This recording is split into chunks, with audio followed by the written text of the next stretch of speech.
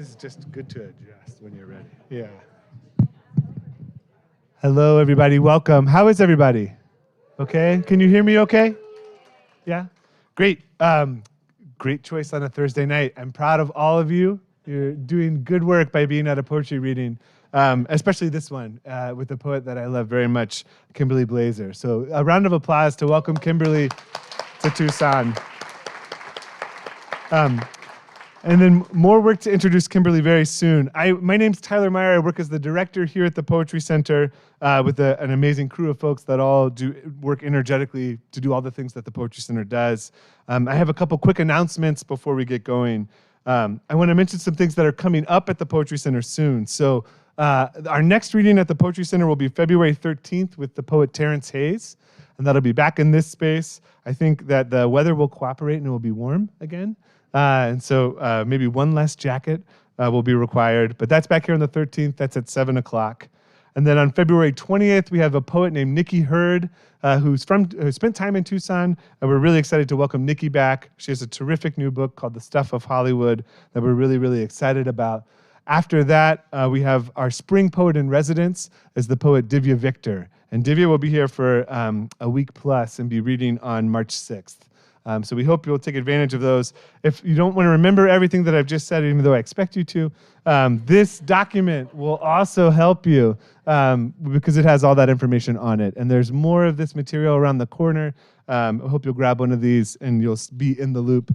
Or you can always check poetry.arizona.edu to know about what's coming up. This is a special night for us at the Poetry Center also. This is our Tom Sanders memorial reading. How many people here knew Tom Sanders? Yeah, quite a few. Okay, very good. Tom was a great friend of poetry and a great friend of the Poetry Center. And we offer this reading annually in memory of Tom's interest and love of poetry and of the University of Arizona especially.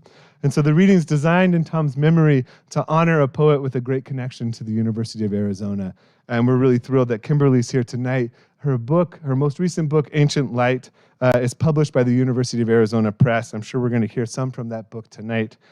So we're really thrilled to be doing this reading in Tom's memory and connected in these ways to the university's work more broadly. And kudos to the University of Arizona Press, which makes amazing books all the time. And so we're really thrilled about that. And some press folks are here. So thank you. This is also a partnership with Amerind Museum. How many of you have been to Amerind Museum in Dragoon? Good work, everybody. Good. If you didn't raise your hand, look at the people who did and be slightly jealous of them. But you can fix it. And so that I'm going to introduce someone now who can help you fix it. And this is the president, CEO, and chief curator at Amerind Museum. It's in Dragoon, Arizona, in the eastern part of the state. It's been an incredible partner. Amerind has been an incredible partner for the Poetry Center, and we're very thrilled to be thinking with them about collaborative possibilities at the Poetry Center in connection to the work that they do at the museum as well. We're grateful for their support tonight of this particular reading. Thank you to Kelly Holt, who's done a ton of work organizing and connecting us. But I want to welcome up Eric Caldwell, who's going to tell us a little bit more about Amerind. Thank you.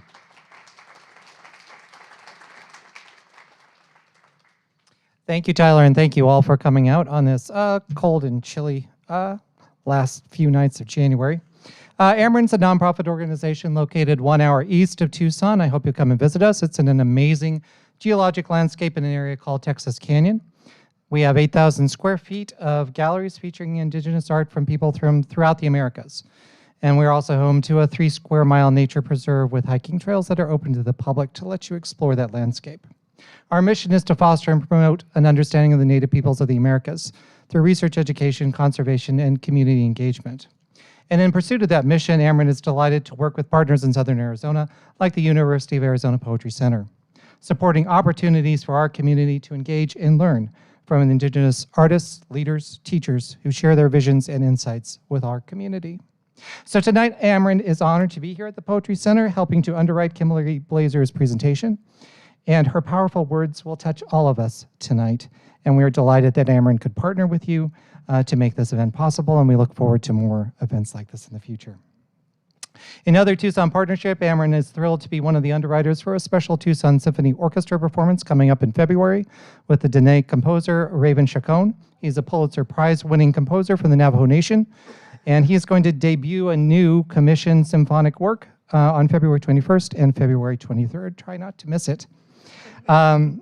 And the first Wednesday in April, we're going to be at the Tucson Museum of Art featuring an outstanding visual artist, the Cherokee artist America Meredith, who's the editor of First American Art magazine.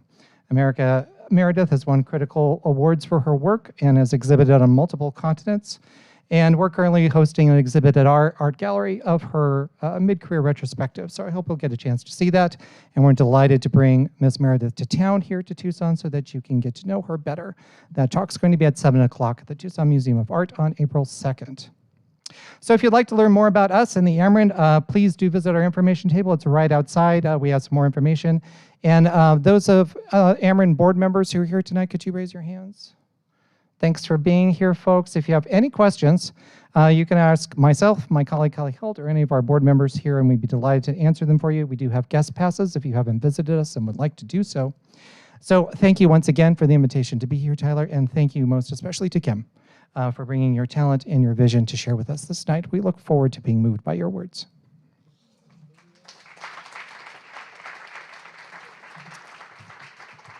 Thank you so much, Eric. We're going to skip a Q&A afterwards, but we do want to, Kim is excited to talk to all of you. And so what we encourage you to do is use the money that you brought with you to buy books, and then come up and have them signed by Kim, and you'll have a chance to interact and talk and learn more about the work that she does, both as a poet and as a literary citizen broadly.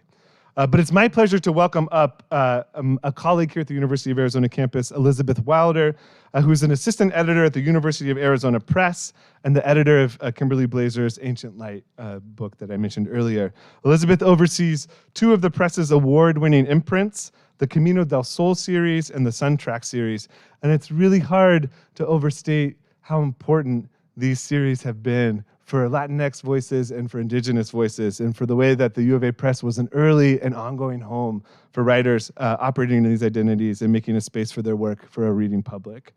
And so we're really, really thrilled to be in collaboration also with the University of Arizona Press. And I'm going to welcome up Elizabeth Wilder to introduce Kim Blaeser.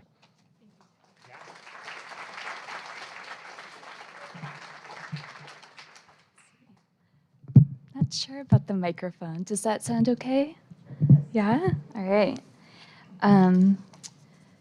Wow, I am so honored to introduce Kimberly Blaeser, acclaimed poet, artist, activist, and scholar, here tonight with her new collection of poems, Ancient Light, published by the University of Arizona Press. I worked with Kim as an editor on this book, but I first came to her work as an admirer of what I think of as her distinctively exquisite poetics.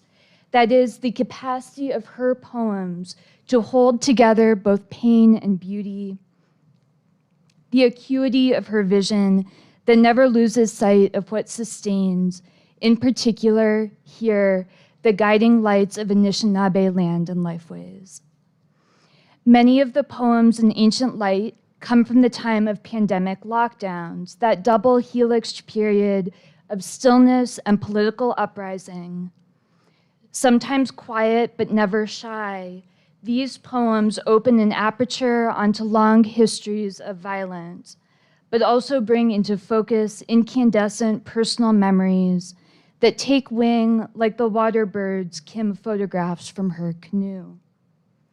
When we are suffocating under the dome of a crass and degrading public polity, we turn to books like this for relief. All of which is to say that in Ancient Light, we meet a formidable poet working at the height of her powers. And lest that sound admirable but off-putting, I hasten to add that both on and off the page, Kim Blaeser stands out for her warmth, unparalleled graciousness, and energetic and energizing interest in our creatured world. Dr. Blaeser is former Wisconsin Poet Laureate and founding director of INNAPO, Indigenous Nations Poets. She is a leader shaping the literary scene today through INNAPO's work supporting the next generations of Native poets. An Anishinaabe writer enrolled at White Earth Nation in Minnesota, she is Professor Emerita at University of Wisconsin, Milwaukee, author of 6 poetry collections, including Apprentice to Justice, Copper Yearning, and Ancient Light, and a recipient of a Lifetime Achievement Award from Native Writers Circle of the Americas. What a gift to have Kimberly Blaeser here with us tonight.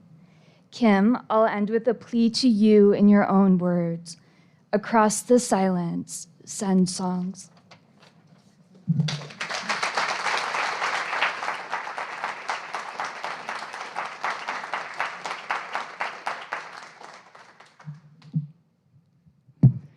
That was so beautiful.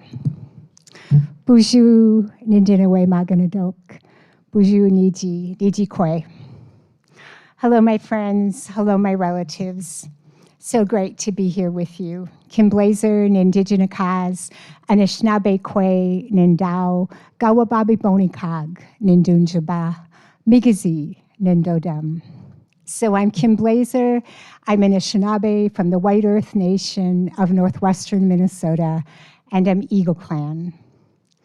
And I want to extend some gratitude. I could spend the whole night extending gratitude to the people in this room. I keep seeing new people as they walked in, but particular to Tyler and the Poetry Center for their graciousness in inviting me and being such wonderful hosts. To the Amarin Museum for helping to sponsor this, for University of Arizona Press, Elizabeth, and her beautiful conversations as we went through the creation of Ancient Light, and the whole staff who went out of their way to make the book what I envisioned. And I also have other thank yous to give. Maybe they'll come through my poems. But I'm really happy to be here with you. I appreciate you coming out, and I'm trying to make this a place that I'll feel comfortable all night long reading to. How's that? Is that good? All right, great. So I have a variety of poems. I'm going to try to give you a taste of what happens in Ancient Light, but I'm also going to duck back into a few poems in Copper Yearning, and if I don't talk too long in between, I'll give you a new poem. So that's my plan. So I thought I would begin by introducing myself by way of place. Everything is good about reading except the page numbers.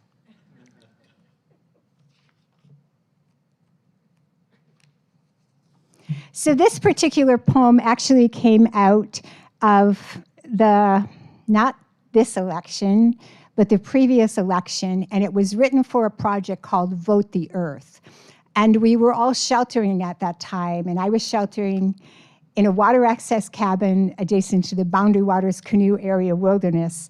And I wrote this poem here, and I performed this poem there for a map that was created where people around the country were sharing their stories of place and why we should vote the earth. The where in my belly. Scientists say my brain and heart are 73% water. They underestimate me. A small island, Minis, I emerged from Minnesota's northern lakes.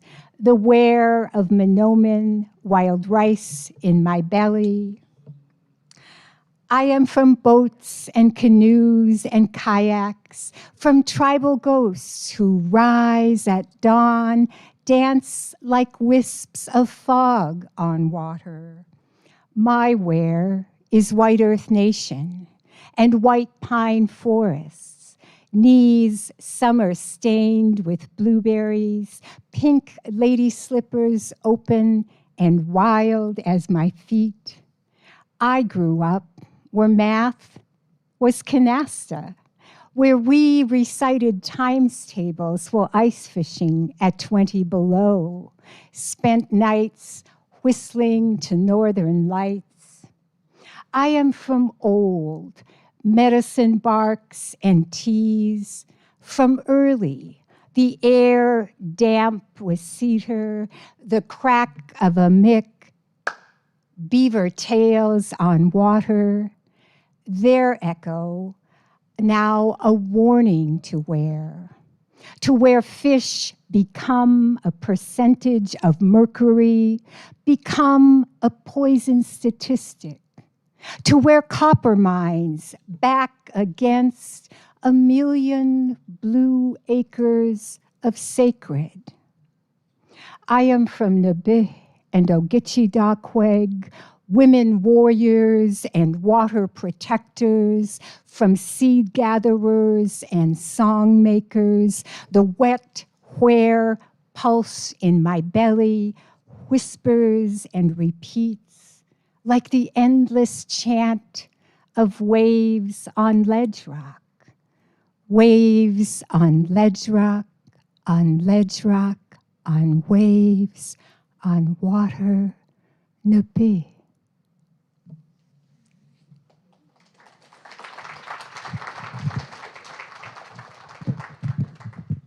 Miigwech for that. I need to get this perfect for me so I can see the page. And I'm still magnifying. It's still working? Would that work? Okay, great. Better. All right. So ancient light has an interesting trajectory. And I could talk a lot about how it came to be. But it begins by looking at colonization and all that colonization has wrought. And so I'm going to read this early poem on disappearance. Beginning with our continent, draw 1491. Each mountain compass point indigenous. Trace trade routes, languages, seasonal migrations, don't become attached. Yes, reshape by discovery, displacement. Move your pencil point quickly now, as if pursued. A cavalry of possession that erases homelands. We shrink in time lapse of colonial barter, disappear. Now draw a brown face painted for ceremony, half a face, nothing. Draw nothing around a crumpled bird body, no wings. Draw emptiness inside desecrated burial mounds. A stretch of absence where fallopian tubes once curved in hope. Sketch void across Buffalo Prairie. Draw the empty of elk, of passenger pigeons, of silver trout. Conjure with your hand the face of girl blooming. Curves of face, her laughing eyes, you've seen them, postered and amber alerted, missing, evening news, and gone. Draw a woman wrapped in a blanket, a child's body weighted. Draw stones sinking into every river on the map. Draw carrion, blackening skies, carrion plucking vision from round brown faces. Draw missing, draw murdered.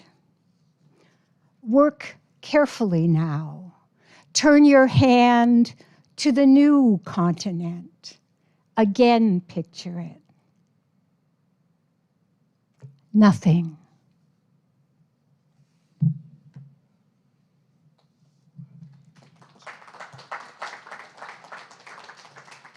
I know, tough to think about all of those things, but I appreciate you thinking about them with me. I'm going to do one more from that early section, and this one is, again, understanding the mindset of possession, even the possession of Indigenous bodies.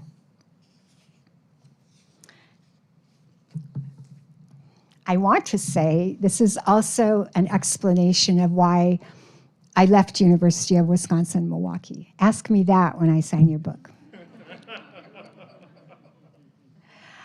Taxonomy. The ancestors live in boxes now. I live squared, only head. The world is blue screen, is scream. Name something intact, without acronyms. Morning cormorant, a silhouette, elongated in familiar. A routine of hunger, then bulk. We swallow whole the impossible. No one feeds prettily. Avert your eyes, survive.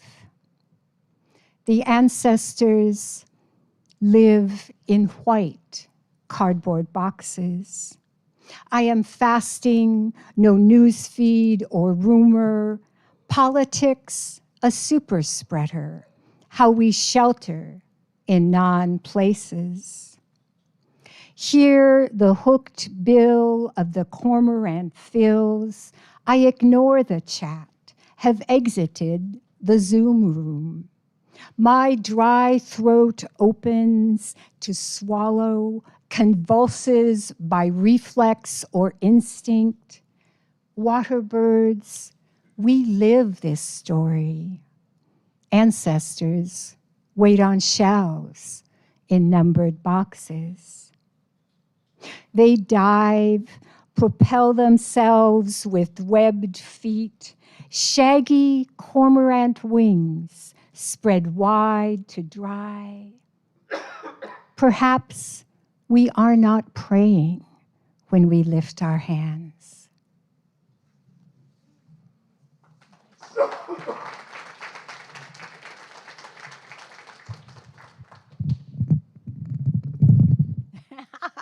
No, I'm going to keep playing with this until by the very last poem it's going to be so perfect. I'm going to want to continue.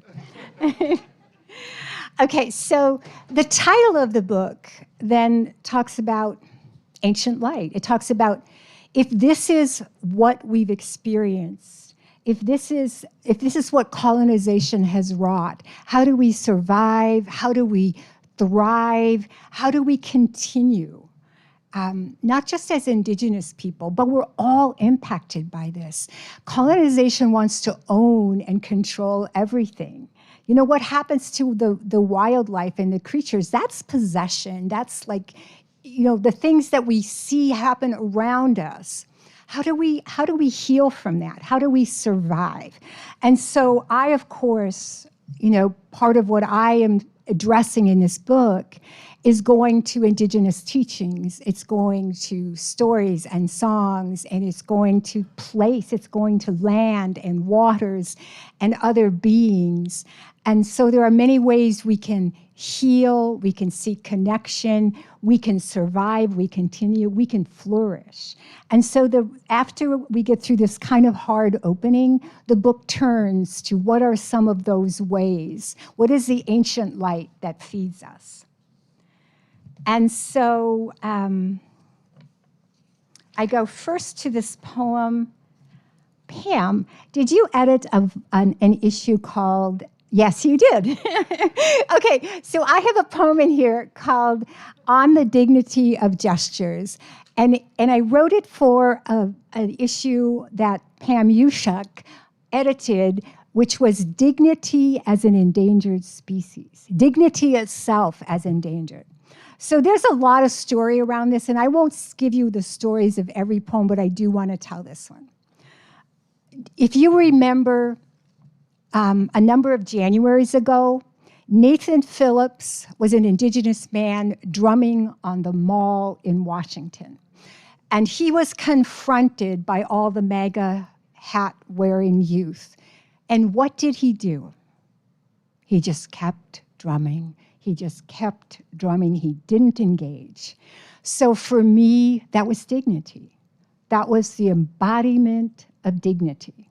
So I wrote this poem for Nathan Phillips, but he only appears in here just a little tiny bit at the end, because there are all kinds of ways that we can understand that sort of dignity. Well, fast forward a little bit, and Indigenous Nations Poets was having their first in-person retreat after the pandemic in Washington, D.C. at the Library of Congress. And as part of the closing day, the faculty was reading, the fellows were reading, and I decided, well, what better place to read that poem than at DC? So I read the poem, and right after this reading, all of us hoof-tailed it out to Joy Harjo's dance party. She was with us that week, and she wanted us to close with a dance party. So I had one thing. I had the book, not this book, but the book. It was a French book that originally had that poem in it, and I had my purse. That's all I had. Went out there, danced, had a great time. We were going off to dinner, and two of my fellows came and said, Kim, the man you wrote that poem about is here. And so I went back. Sure he was there, and he was looking maybe a little bedraggled. And I went up to him, and I introduced myself, and I said, I admired so much the way you handled yourself that day. And I said, I actually wrote a poem to honor you. And so I had fellows with me, he had youth with him, and they said, will you read it to him? Well, two things, my purse and the book. So I'm able to stand with him with the Washington thing behind me, and us two together read him this poem. And then I had a pen, I signed it, and as I was leaning over the wall to sign the book, I hear him saying to his youth, that poem's about me. I'm in that book. It was the coolest moment. And then we went off to dinner, for which I was now late, and I arrived at the table and I told the story. And one of my fellow board members said, oh, that was, serendipity. And Lucy Tapahanso said, that was not serendipity. The spirits were all over that. Okay, so this is the poem. On the Dignity of Gestures, for Nathan Phillips. 1. Remember hands ungloved and notched by life. Watch them pour stovetop coffee into tin cups. Lift cross poles onto fence bucks. Mend nets. Rock your children. 2. Pay homage and speak the names of sweepers and shovelers, canners, cafeteria cooks, baby doctors, and deathbed watchers. Esme, Dale, Margaret, David, Mike, and Colleen. 3. Receive all gifts, crocheted Afghan or prize money, with humility. Gratitude spreads easy as butter. Unworthiness endures. 4. Watch the eyes of turtle. Admire the neck courting of swan. Study wing beats and tail rhythms. Note how otter sows stoop to lift pups. Listen to wind in fall, to trees bending and unbroken. Announce like spring frogs the unfolding of each holy year. Carry candles into cathedrals, poetry into prisons. 5. Do not become beast in the fray. Remember the indigenous hands that drummed on the man who stood strong.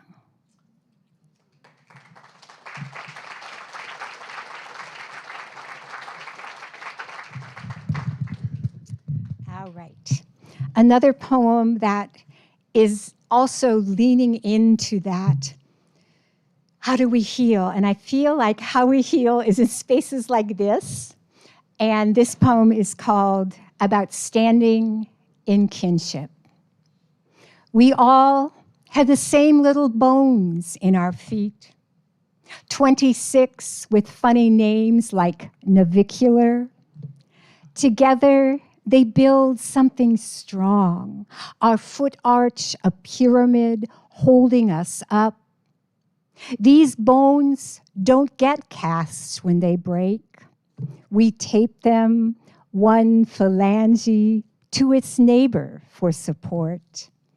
Other things, like sorrow, work that way too. Find healing in the leaning, in the closeness. Our feet have 1/4 of all the bones in our body. Maybe we should give more honor to feet and to all the tiny but blessed cogs in the world, communities, the forgotten architecture of friendship.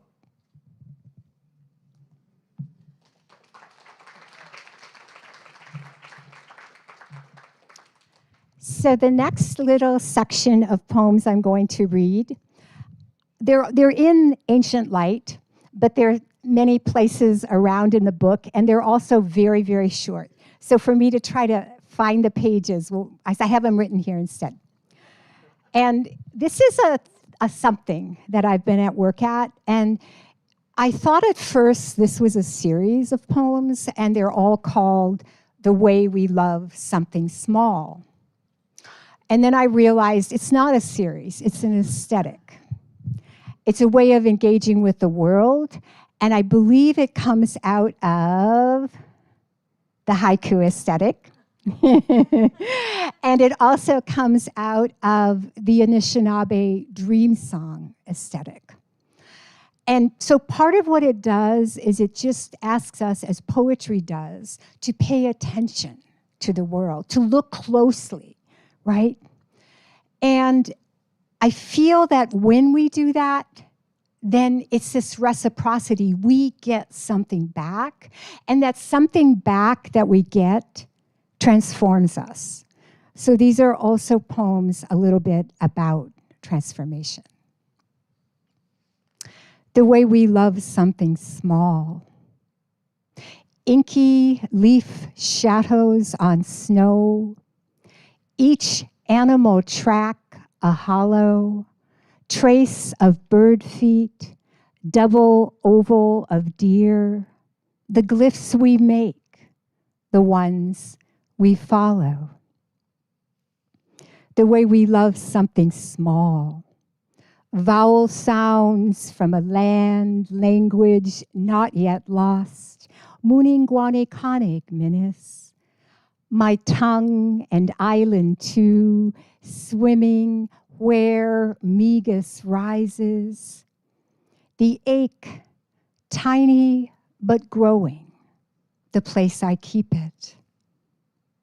The way we love something small.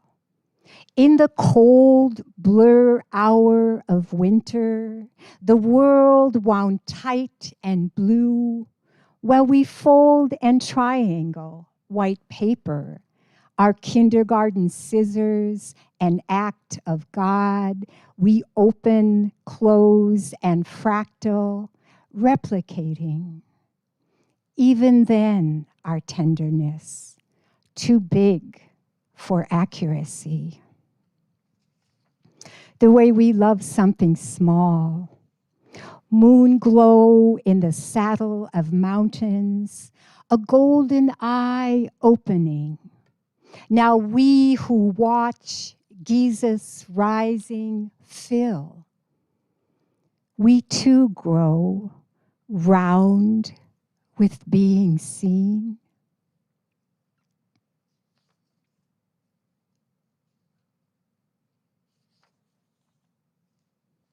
I have a lot of them.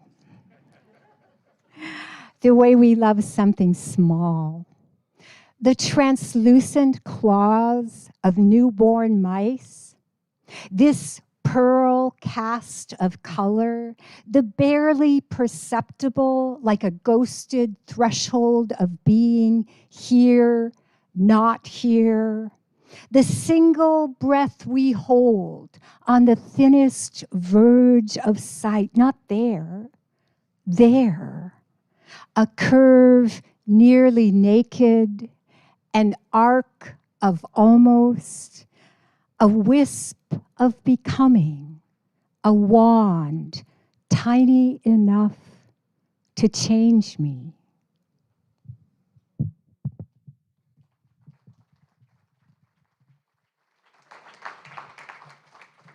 All right, so now we're moving on.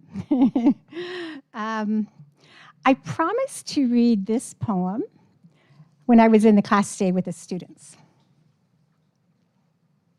I'm looking for the page number, just hang with me. So I can tell you a little short story about this. It's actually a very narrative poem, and it's really based on experience, and it is this incredible moment I had with my daughter. We were returning from an adventure at 2 a.m. in a canoe.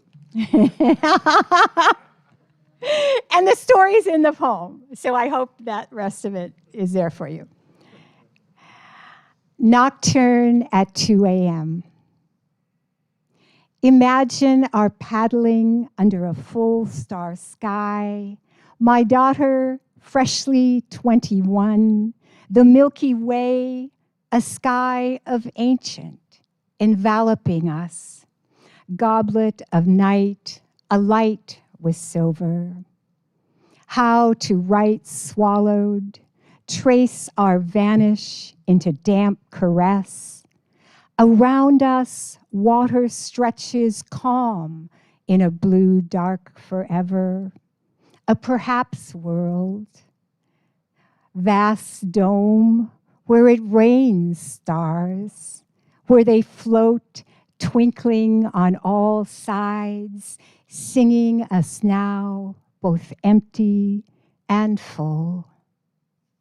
You must not envy what happens next.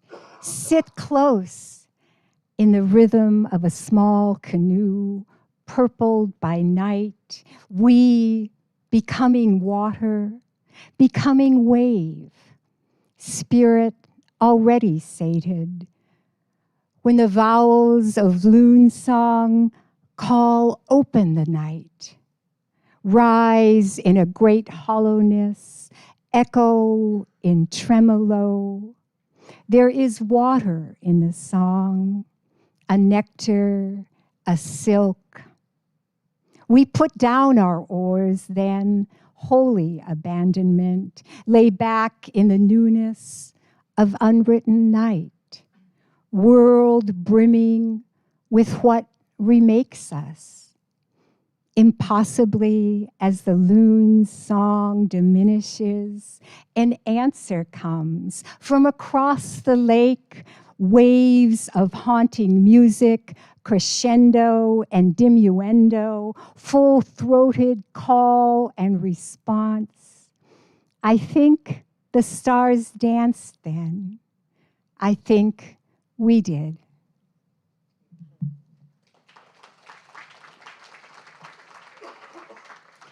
So something else that happens in this book is connected to work we're doing at Indigenous Nations Poets. And as you may have noticed, I use Anishinaabe in some of the poems. About a year ago, I launched an effort within a PO called Language Back. And ask me later, I'll just tell you more than you ever wanted to know, but it's this really, really important effort to us. And our last retreat was centered around Language Back.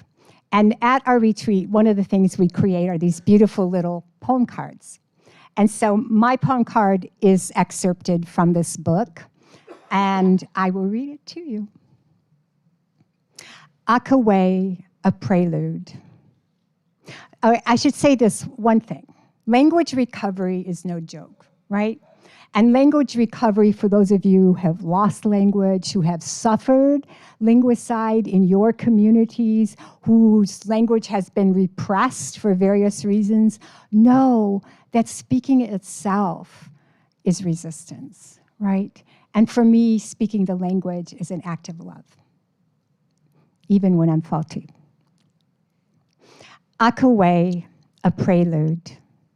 Between languages, in the shadow of old losses, we adorn ourselves. Everywhere careful words break, open, they feed us. Remembrance like bread. Songs like bread, Wikwandawin. Inhabited, we whisper sort, tongue hungers, this blood caress of gone, an almost melody.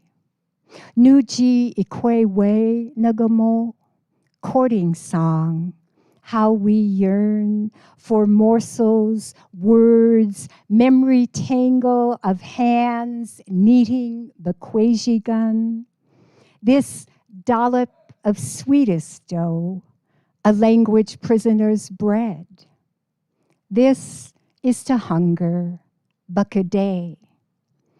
This is to break, bigoshkad. To speak is to eat, wikwandawin, feast food, our jagged stuttering, a giveaway. Muddy o iriwug, this is to share.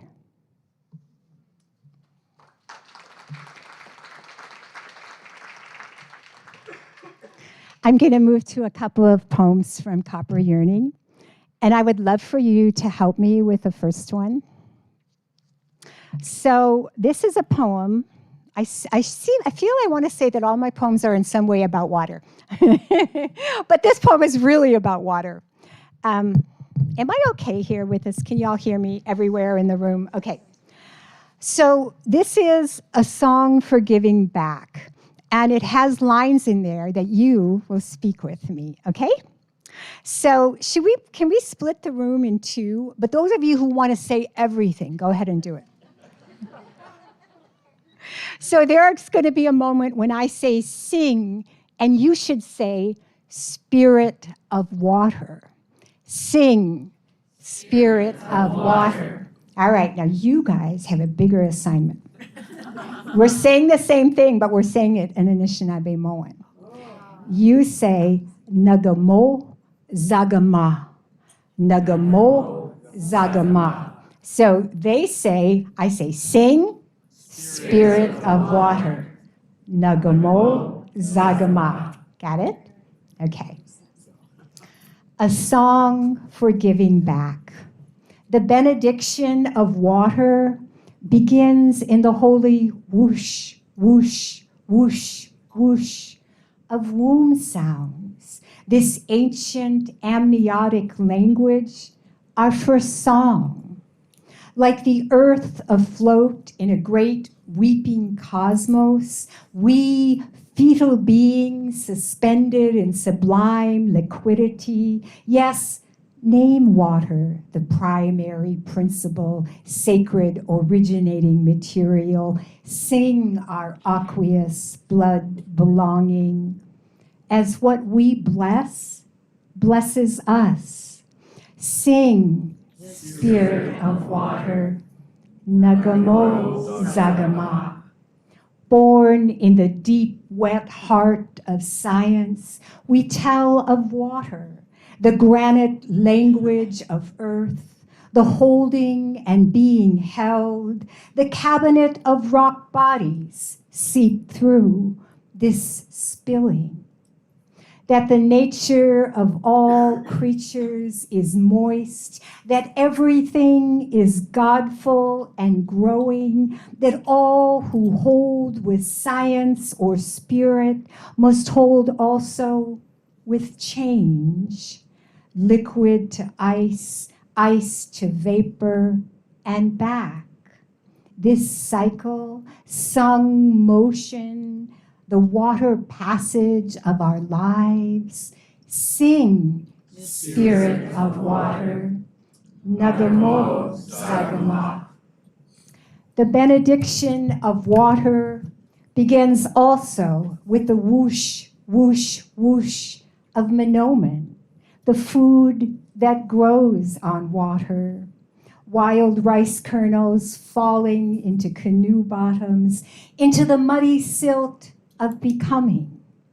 And no arid doctrine of ownership will serve we river nymphs, minor but blessed beings. We swim, if we swim at all, in the flood, blood, baptism, and copper glistening transformations, the water metaphors of our streaming lives.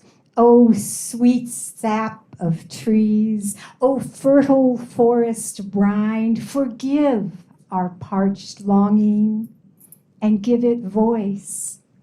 Rivers sing, and we with them. Miigwetchuwi, daily make a prayer offering. Here flows our gratitude. In the blue scented drench of spring, sing, spirit of water, Nagamo Zagama. In narrow boats on swift flowing passageways, sing, spirit of water, Nagamo Zagama.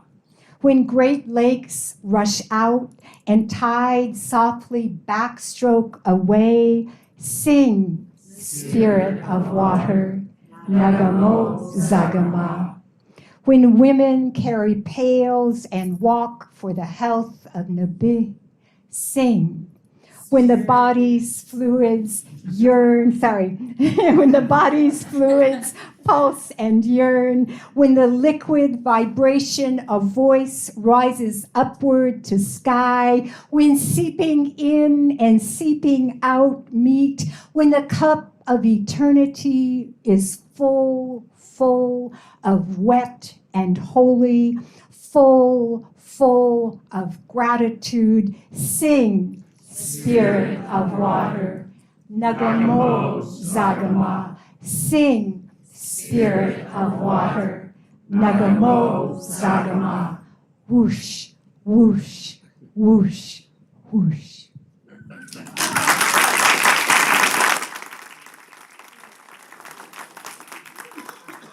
You're so awesome. All right.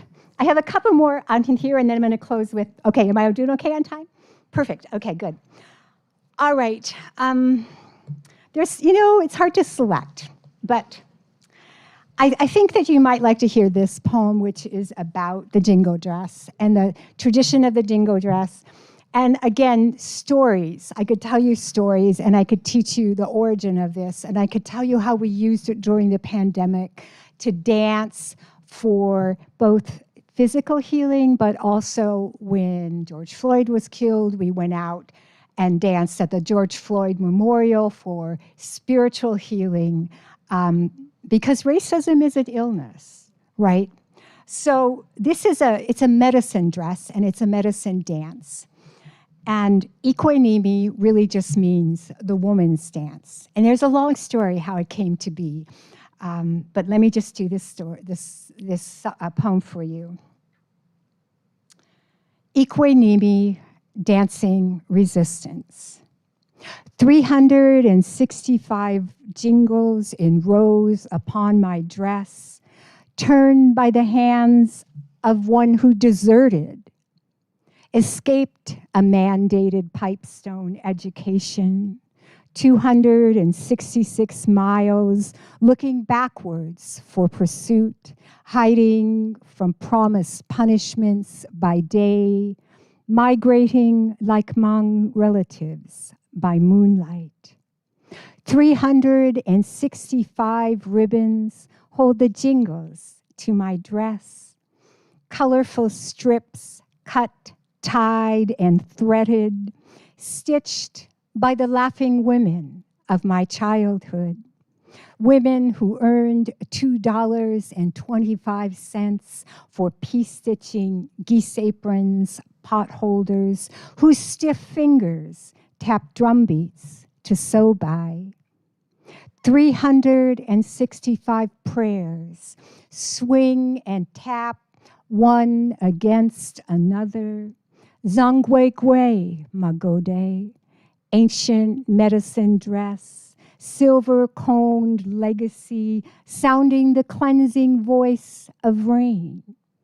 145th White Earth Nation celebration powwow, the weight of Anishinaabe history on my back, a dress made light by resistance, this healing and art.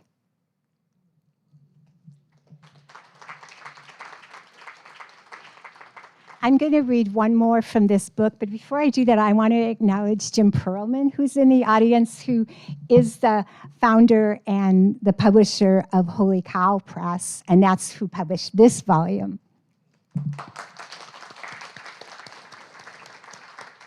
And like Arizona Press, Holy Cow also does a lot to support Indigenous writers, so check out their list too. We're going to sell a lot of books in this room. So some of you may have heard that Jane Quick-to-See Smith died a few days ago. She was an incredible Indigenous artist. She also wrote poetry. She was just a really amazing woman. And I had a little correspondence with her. And actually in Ancient Light, there's a poem that's dedicated to her because it's written as an ekphrastic piece engage from looking at one of her works. Okay, but I thought that we've been living through a lot of loss in recent years, all of us, and I wanted to throw this poem out in the world for you if you've experienced loss, and also in the memory of that beautiful artist whose work we will treasure for decades.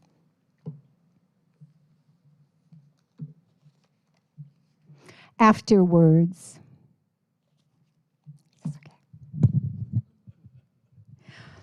Because the smallness of our being is our only greatness. Because one night I was in a room listening until only one heart beat. Because in these last years I've worn and nearly worn out my black funeral shoes. Because the gesture of afterwards means the same thing, no matter who speaks them. Because faith, belief, forever are only words, no matter. Because matter disappears always and eventually. Because action is not matter, but energy that's spent changes being. And if death too is a change of being, perhaps action counts. And if death is a land of unknowing, perhaps we do well to live with uncertainty. And if death is a forested land, it would be good to learn trees. And if death is a kingdom, it would be good to practice service. And if death is a foreign state, we should loosen allegiance to this one. And if our soul leaves our body, then we must rehearse goodbye.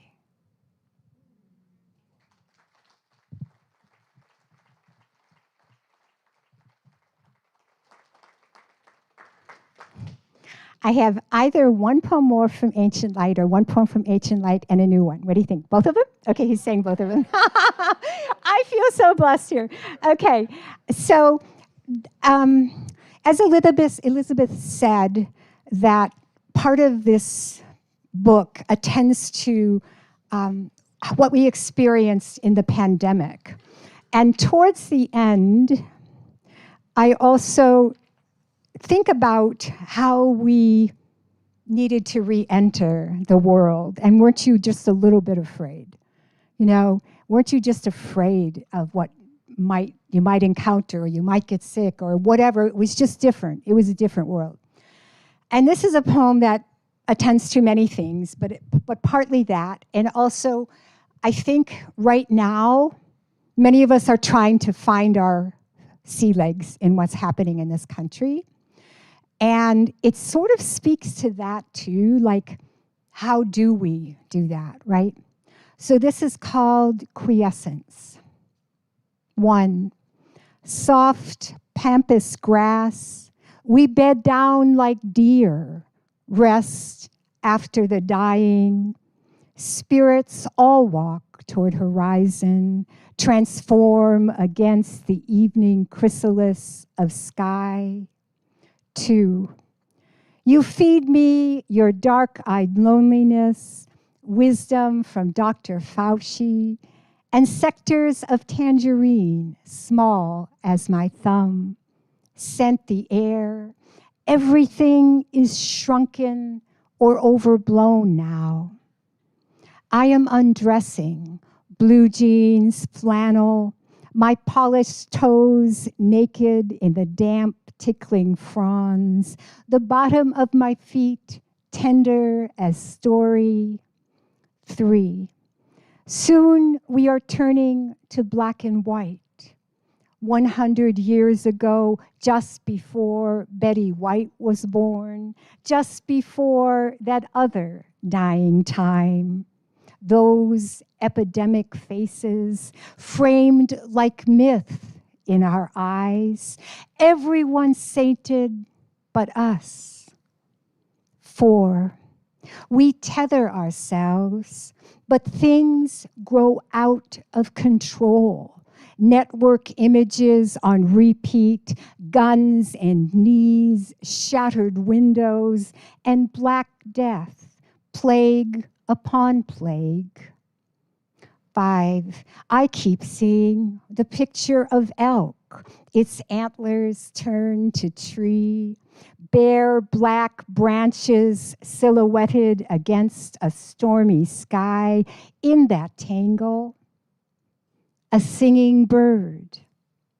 6, let us stand now where the grass is tall, settle our legs there among the growing, listen like all forlorn for the least crackle of air until nocturnal bats hum our names.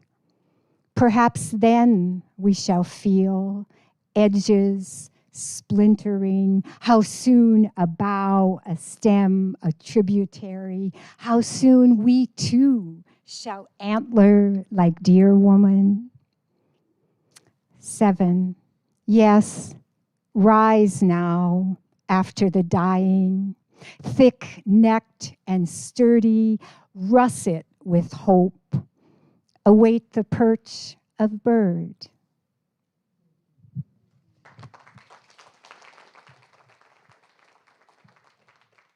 All right, I'm going to read, to close, a new poem. I think I'm going to read a new poem. And this is a poem that has an Arizona connection as well. ASU, Center for Borderlands Imagination, and the publication HFR, Hayden's Ferry Review, had a competition of Indigenous poetry. And I was lucky enough, this poem was lucky enough to win. And so it has connections with many things that we've spoken about tonight, I've spoken and shared with you. And I hope that it also ends in a kind of solidarity and strength. When her body is a battleground, 1. When Ikwe-wug litter ditches like deer, when girl bodies sink, skipped rocks off the greased fingers of Wendigo, in a day mode, ribbons on our skirt, a keening. 2, soon funeral casserole becomes habit. Macaroni, corn, hamburger fix in cold basements. Church bakers worry 3 eggs in a cake is extravagance. As unnecessary as salt on a tomato, as 2 choruses of goodbye. Her fistful of grave dirt cocked like a gun. Nobody can waltz around death in the end. 3, When her body is a vermilion stranger, a heaving caught target of gaze, when her body is a battleground. 4, make of your voice a search party. We soothsayers know predator eyes become rivers, smooth words, a weapon of Maji Manhidok. Only a wide open trunk means no body.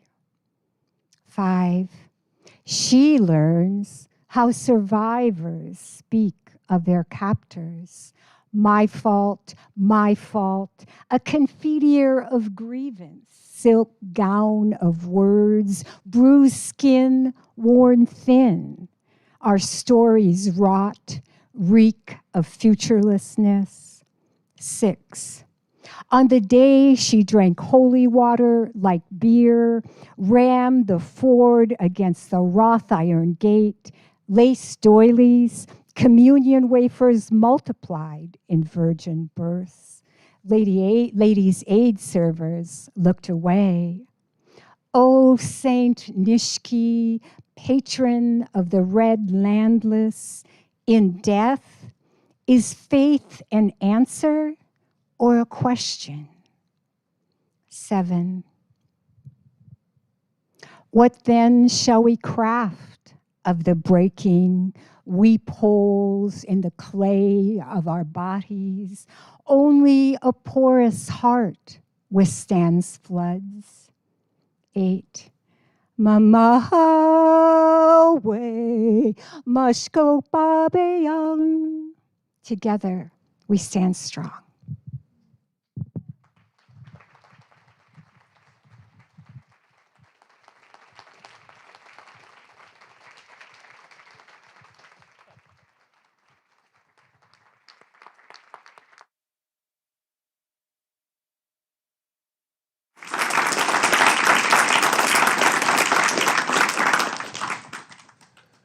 One more big round of applause for Kim Blaeser.